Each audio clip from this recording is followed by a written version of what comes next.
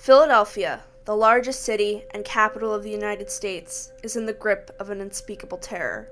Not from violence or an invading army, but from a disease, the dreaded yellow fever.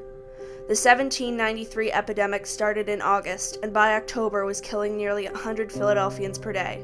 When it finally ended, the epidemic had claimed over 5,000 lives, 10% of the city's population. Adding to the tragedy of this epidemic were crude medical treatments and lack of any organized response to the crisis by the city of Philadelphia. From the depths of this tragedy, however, emerged a triumph for future generations.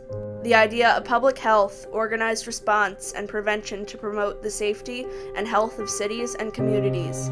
In response to the 1793 epidemic, Philadelphia developed the first board of public health in the United States. Now the city's Department of Health, it has evolved over time into an organization dedicated to research, education, communication, and prevention of the many health challenges still facing the city of Philadelphia.